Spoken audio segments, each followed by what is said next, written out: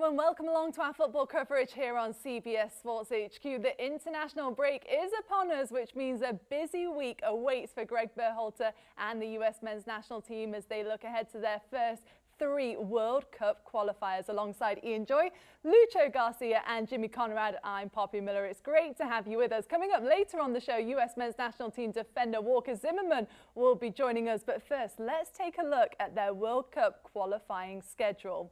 It all gets started Thursday away at El Salvador before returning to the US to take on their neighbours to the north, Canada, at Nissan Stadium, then away in Honduras September 8th to conclude the first set of qualifiers. But it is a long road ahead. The qualifiers will wrap up for the US March 30th at Costa Rica. Jimmy, it's been a great summer for the US, but now the pressure is on. How are you feeling ahead of the qualifiers?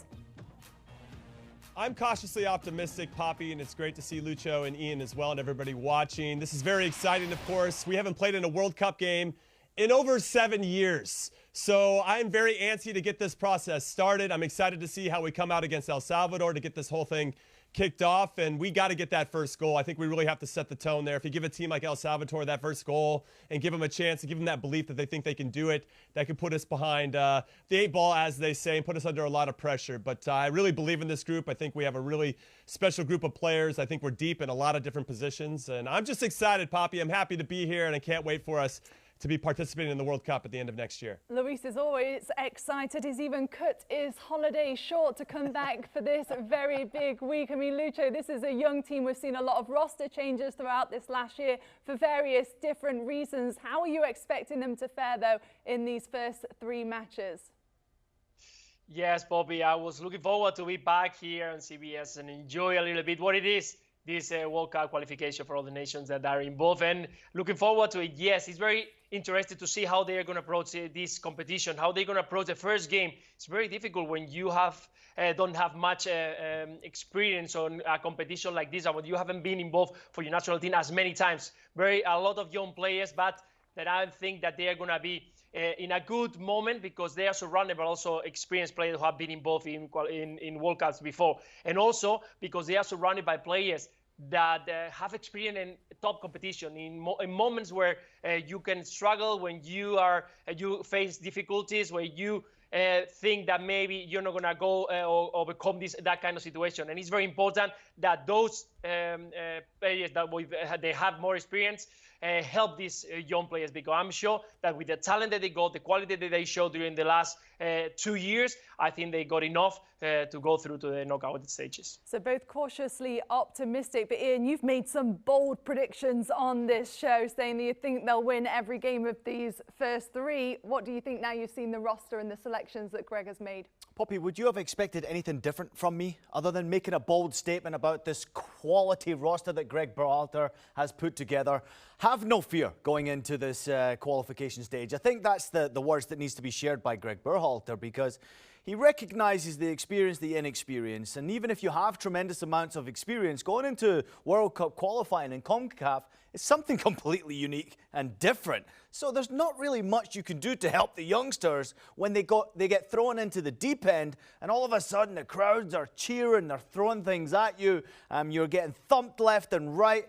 And obviously there's a lot of talent in this squad that is not used to maybe going through matches without protection from officials. But expect that in these CONCACAF qualifying games. But I make that statement with no fear myself.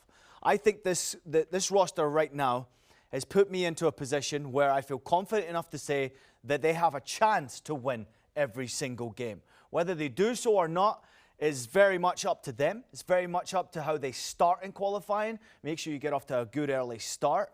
But I think the quality is deep enough and strong enough that if they miss 1 or 2, 3 players throughout this qualification process, they've got another 2 or 3 who can step right in and do the job just as good, if not better, than the player who's already there. So no fear in my comments. I'll keep those bold statements coming. I think they can win every game. And a good start seems to be the key from everybody, especially Greg Berhalter. Well, let's take a look at that roster. I mean, there was question marks around Christian Pulisic's availability after testing positive for COVID-19.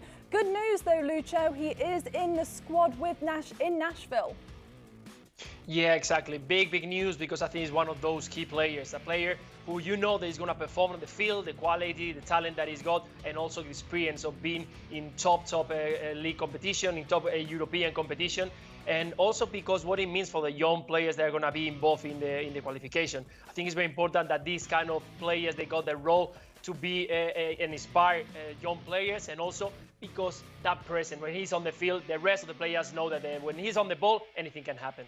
Jimmy, one player that's caught everyone's attention is Ricardo Pepi. As you can see there, looking for his first senior cap. He was just brilliant at the MLS All-Star game. How big is this for the US that he's chosen to represent them over Mexico? Yeah, it's a big deal. And not only did he play well in the MLS All-Star game, he played against Austin FC this weekend in a Texas derby for his club, FC Dallas. And he scored 2 very good goals there. He's very opportunistic. I like when he's going forward, driving forward. He gets himself in good spots. He finds ways to pull off the defenders, as you can see here, get the ball out of his feet and hit the back of the net. So if he can continue with that mentality, no matter who he's playing against, no matter what the environment might be, whether it's hostile or elsewhere, then I think he's going to have a bright future for us. I think it's going to be really important for him to help us transition and try to bring in Pulisic and Gio Reyna and Brendan Aronson into the game so that we make sure we have some fluidity as we transition from back to front. Yeah, if anything, I think you have to say that Ricardo Pepi has recognized that this squad is built for a player like him. He's a goal scorer. You need talented players around you where they will be creative, they'll give you opportunity. But in this squad, in this team, Greg really needs to have that player that he can rely on to take the opportunities. And I know Pepi's young. He's really young. He's very raw as well. But I'm okay with it because right now, they're still trying to figure out who is the number 9 in the squad. Who is the number 9? Who's going to start as number 9? Is it going to be Josh Sargent? Is it going to be Sebachu? We don't know who's going to be that number 9. It might be Pepi, and why not? MLS Player of the Week, Jimmy just mentioned the accolades he has won. Obviously been an all-star, hugely popular right now with the decision that he's made. And I'm happy with it as well because I believe we finally have found someone that we can throw into the deep end that will rely consistently scoring goals in big moments in big games. I think this kid's ready. Well, there's some positives, but as we know, Timothy Weah is on the roster. Unfortunately, he has been removed from it, though, due to a thigh injury. We'll wish him all the best. But, Jimmy, how much of a loss or concern is this? I think it maybe was a concern a year ago. But now when I look at the depth that we've created and the emergence of Gio Reyna, obviously, is continuing to emerge and just scored and was the youngest player in the Bundesliga to play 50 games. And he just scored on the weekend. So he's feeling good. And then you have Brendan Aronson, who's really taking big strides. I'm not as worried about it. Obviously, I want to see Timothy Weah play. I love his game, and I want him to continue to get minutes with this particular group of players. But it's not as big of a loss as it once was. And so that gives me a great deal of excitement that we have so much quality in so many different areas. So it won't be that big of a drop-off. But because we have 3 games in 7 days, that's a lot of time that Greg Berhalter, the manager, is going to have to manage and really kind of pick out who's going to play and when and who can be effective based on the opponent. I've got a feeling that the producers of this show created it just so that me and Jimmy could agree. Because every other show we work on together, we never really agree on many things. But the fact is we want this team to be successful. And the fact is we both agree that this squad is built for success because they have they have depth in it. Quality, sitting there, waiting to get an opportunity to play in the starting 11. It's fun to see who's going to play for Tim Weah. Would even Tim Weah have been in the starting 11 for Greg? That's the question right there. I'm not so sure he would have been, but it's not a bad player to have tinkering around your squad. He's going to be a loss, obviously, in the locker room. This chemistry that's been built in amongst the squad of players, obviously, through Nations League and then Gold Cup. I know it's been pretty different squads that they've had for both competitions, but the chemistry's been built and it's continuing to be built. So when one player has to stay at home because of injury, it's unfortunate because you're missing that guy, and maybe he's a key piece to the success that goes out there on the field because of what he does off the field. I doubt it. I think very much the squad is looking forward to playing with one another. You can tell that he is obviously, unfortunately, going to be missed by his club team, but I think for the national team, Jimmy's absolutely spot on. A year ago, it would have been a problem. Now it's not so much. Yeah, definitely, Jimmy. And what a big problem for Greg that has to play, to choose from so many good talents. I think every single coach in the world wants to have that problem. Yeah, I don't know who's going to play up front or on the left side, on the right side. But at the moment, what I want to know is exactly what kind of system he's going to try to use against the first game in Salvador. You know that you need to win that game to get confident, to start with the right foot. But it's been changing so much in the Golden Cup, also in the Nations League. It's been changing from 4-3-3. It's also changed to play 3 at the back. It's kind of a little bit messy. When I try to understand what kind of situation he's going to face with a team that is strong, that is quick up front, he's going to play with 3 at the back. But sometimes when they play against El Salvador in the previous, like 8 months ago, or when they play against Honduras, these kind of similar national teams, he has changed. It's not that he is trying to get like, listen, guys, we're going to play. He has so many different styles that he can play. And you know why is that? It's because he has so many good players that can adapt to different positions. And I think that's the key for the success of this team.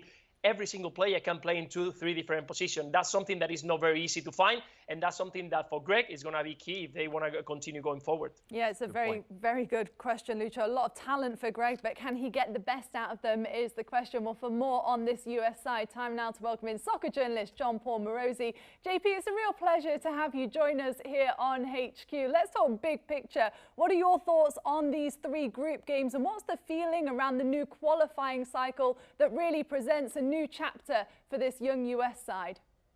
Well, Poppy, thank you, and it's great to be here with all of you. I would say this, it's been 1,420 days since the U.S. last played a World Cup qualifier. Not that we're counting. We don't have to go back and talk about what happened on that day in October of 2017, except to say this.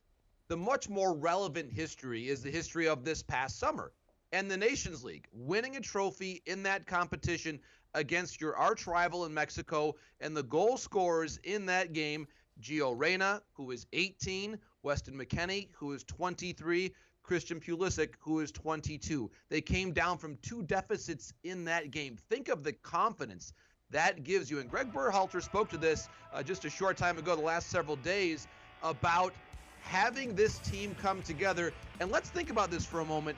Having the players speak as they arrive about their Champions League draw and when they'll be playing against each other in the Champions League. This is the national team of the United States. And to Ian's point earlier about the confidence you should have, you should be thinking 9 points right here. And that would be a tremendous contrast to last time around when you think about it, in the Hex, the U.S. did not win a single road match. Think about that. And we talk so much about the Trinidad game, but had the U.S. beaten Honduras away, they would have qualified. So that's very important context to keep in mind. But certainly Jimmy and Luis made great points as well about the youth of this team. Just 1 player on this 26-man roster is older than 28 years old. That, of course, is Tim Ream. And only 3 players on this selection were even on the field back in October of 2017.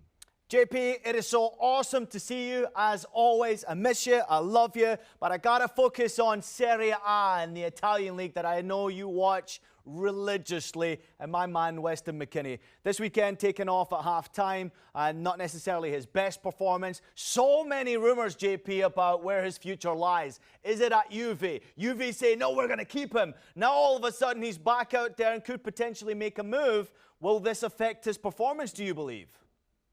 Ian, buona domanda, mio caro amico. Very, very good question here about Weston McKennie. There's a great video, by the way, that U.S. Soccer tweeted out of Weston arriving to Nashville today to join his teammates. There was a huge smile, I think, because he was going to see his friends here in the States, but also because maybe he was leaving the turmoil for a week or so there in Torino. It's a very crowded midfield right now, Ian, for Juve. Of course, a new manager with Allegri stepping back in. You have to wonder, how does that midfield fit together? And as you say, he was subbed off against Empoli in a 1-0 defeat for Juve there. And you wonder, with Rabiot and Betancourt, Artur, Ramsey, obviously coming in with Locatelli, where is the playing time going to be for Weston McKennie? And I really credit Weston. I think he has always been such a classy player. You think about Schalke, that was a team that had some turmoil when he was there. Now Juve, once again, after last year's turbulent season, he has always kept his wits about him, held his head high. I think he's going to love being with his U.S. teammates now for the next 3 matches,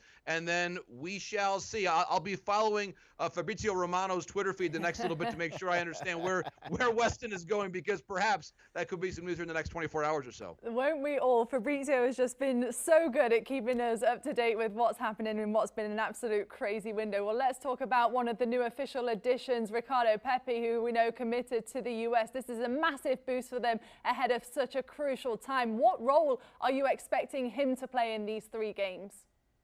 Well, Poppy, it's an excellent point. I think Ian really had a great point about just how many minutes he could play up front. And let's think about this. If Pepi gets some big minutes up front, you could have a scenario where you have 2 incredibly talented 18-year-olds playing up front in Pepi and Reyna. Think about that for a moment. And as you see the incredible brilliance he's had the last week or so, both for club and, of course, in the All-Star game as well, we are seeing Pepi at a crucial moment in his career. I love what he said in his statement about choosing the U.S. and certainly being proud of his Mexican-American heritage, but also looking at the U.S. and the opportunities that the U.S. has given to him and his family and wanting to fulfill his dream to play in the World Cup for the United States. And I also love, Poppy, what Greg Berhalter said about the recruiting pitch, so to speak, as he was asked about that in the last week or so. He basically said, we're going to let the program that we have here speak for itself. We know, of course, Pepi played at the U17 level, but just you can tell the camaraderie, and Luis referenced this earlier, and Jimmy as well, just how much fun this young team has playing together. You think about all these different Champions League players in this roster now, who wouldn't want to play for the U.S., and that's the choice that Pepi has made as well. It's a great point that you bring up, and a real treat for Greg to have such a mix of players on this roster. JP, thank you so much for joining us. We appreciate your insight. Thanks to all of you. Thank you. So we mentioned Ricardo Pepi there, one of the players that many will have their eye on. He's a young player. Jimmy, though, this is a massive, massive few months for this US team. You've already talked about these tough conditions, their hard away trips, their harsh environments. How much of a concern is it for you that only 6 players have World Cup qualifying experience? There's a little bit of a concern there, Poppy, but it also could be flipped on its head and say this is probably because they don't care. They're a bit Teflon. Okay, you're going to throw some stuff at me. You're going to play music outside of our hotel room. You're going to do whatever you got to do to throw us off our game. They're young, they're brash, they're confident, they play together, as everybody's mentioned, and I really like this group a lot. Their camaraderie is really second to none, and it's somewhat of a breath of fresh air, especially because we didn't qualify for the 2018 World Cup. Everybody was pointing the finger like, it wasn't my fault, whose fault is it?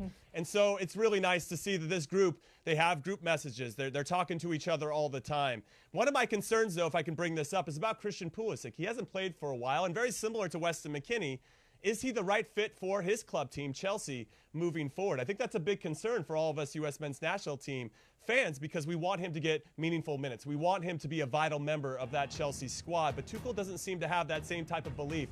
And so I think about Christian Pulisic a lot, and now he's coming off of COVID, having been quarantined. How sharp is he going to be for this first game? And we need him to be sharp. He's going to be one of our leaders in this one as we go to set the tone in this first game against El Salvador, who, frankly, are a very good team. They went up against Mexico in the Gold Cup, only lost 1-0. The possession was pretty even, which isn't easy to do against Mexico. And they had some good goalkeeping for sure to help them stay in that one, but they could hang. And then they lost to Qatar 3-2.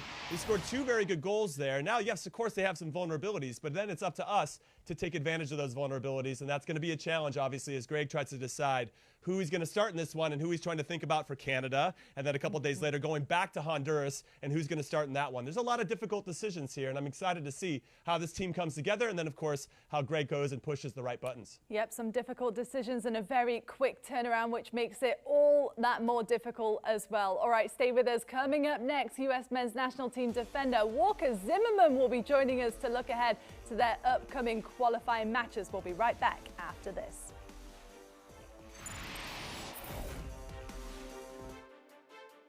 Do you want a sports network that delivers everything that matters about the game? The highlights, the picks, the instant analysis, no yelling, no fake debates, no politics. Hit the subscribe button and never miss a moment.